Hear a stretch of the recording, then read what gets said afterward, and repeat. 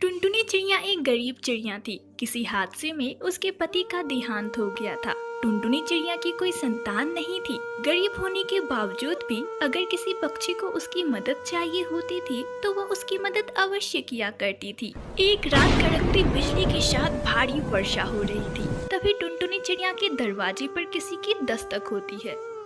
अरे इतनी रात में कौन है? अरे कौन है बाहर? जल्दी से दरवाजा खोलो बहन। बहन मुझे तुम्हारी मदद की जरूरत है। बहन जल्दी से दरवाजा खोलो ना। अरे आप कौन हो और इस वक्त यहाँ मेरे दरवाजे के पास आप क्या कर रही हो? बहन मेरा नाम टोनी है और ये तीनों मेरी बच्ची है।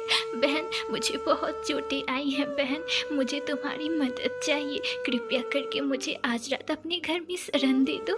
बहन दे दो ना। तब टुनटुनी चिड़िया उन सभी को अपने घर के अंदर लेकर आती है। अरे बहन तुम्हें तो बहुत चोटें आई हैं। बहन तुम थोड़ा आराम करो, मैं अभी कुछ लेप लेकर आती हूँ जिससे तुम्हारे जख्म जल्द भर जाएंगे। इतना बोलकर टुनटुनी चिड़िया अपने घर की रसोई में जाती है और वहाँ लेप तैयार करती है। कुछ देर बाद वह उस जख्मी चिड़िया के पास जाती है और उसके जख्मों पर लेप लगाती है। आप इतनी बुरी तरह कैसे घायल हो गई और आप लोग कहाँ से आई हो? बहन मैं एक जादूगर की पत्नी हूँ। मेरी शादी एक जादूगर से हुई पर मैं एक साधारण पक्षी हूँ। बहन वह मुझसे बेटा चाहता था पर मैंने तीन बेटियाँ ही पैदा की जिसकी वजह से वह हमें मारना चाहता था। हम तो किसी तरह अपनी जान बचा कर भागे हैं। हे भगवान, वह कैसा बाप है, अपने ही औलाद को मारना चाहता है। देखो तो आपकी भी हालत कितनी खराब कर दी है उसने। वह तो बहुत क्रूर है। आप एक बहुत अच्छी पक्षी हो, मेरी बात ध्यान से सुनिए। मुझे नहीं लगता कि अब मैं और बच पाऊंगी। क्या आप मेरी इन तीनों लाडों को पालोगी? अरे आप ये कैसी बातें बोल रही हो? आप जल्द स्वस्थ हो जाओगी। कृपया करके ऐसी बातें ना बोलें। आप मेरी बात ध्यान से सुनिए। ये तीनों बच्चियां जादुई हैं। इनमें अपनी अपनी कलाएं हैं। बच्चियों आज से ये तुम्हारी माँ है।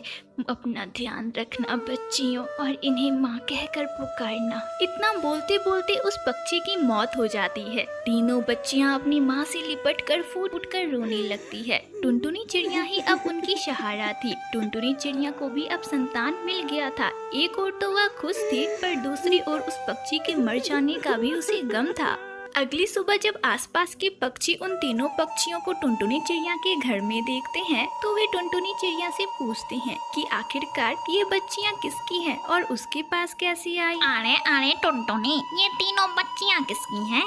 ये मेरी बहन टूनी की बच्चियाँ हैं। टूनी अब इस दुनिया में नहीं रही तो इन बच्चियों को अब मैं ही पालूंगी। पर टुनटुनी तुम अपना गुजारा तो ढंग से कर नहीं पाती, इन बच्चियों को क्या खिलाएंगी? हाँ बहन, मुझे पता है कि मैं गरीब हूँ पर मैं इन बच्चियों का लालन पालन बहुत अच्छे से करूँगी। मैं इनके लिए कड़ी मेहनत करूँगी और इन्हें अच्छी सुविधाएं भी दूंगी। इतना बोलकर टुनटुनी चिड़िया अपने कमरे में चली जाती है और उन छोटी छोटी बच्चियों से कहती है, सुनो पिंकी, मैं काम करने जा रही हूँ, तुम अपनी छोटी बहनों का ध्यान रखना। पर माँ आप काम करने क्यों जा रही हो? माँ हमें भी काम करना आता है, हमें भी अपने साथ लेकर चलो ना। अरे मेरी प्यारी बिटिया, तू कहाँ जाएगी? मैं जा रही हूँ ना काम करने, शाम तक मैं वापस आ जाऊंगी। तुम लोग घर का ध्यान रखना। इतना बोलकर टुनटुनी चिड़िया काम की तलाश में निकल पड़ती है। उसे दूसरे पक्षियों के घरों में झाड़ू पोछे का काम मिल जाता है। अब वह दूसरे के घरों में ही काम किया करती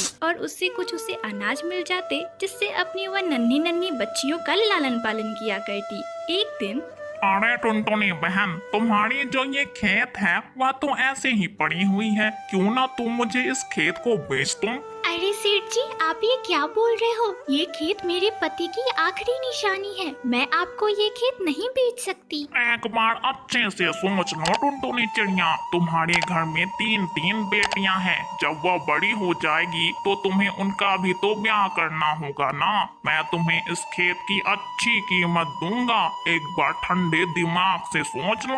इतना बोलकर सेठ कड़कनाथ कौवा वहाँ से चला जाता है। तब टुनटुनी चिड़िया की तीनों जादुई बेटियां उसके पास आती है और उससे कहती है, माँ, वह कौवा अंकल तुमसे क्या कह रहे थे?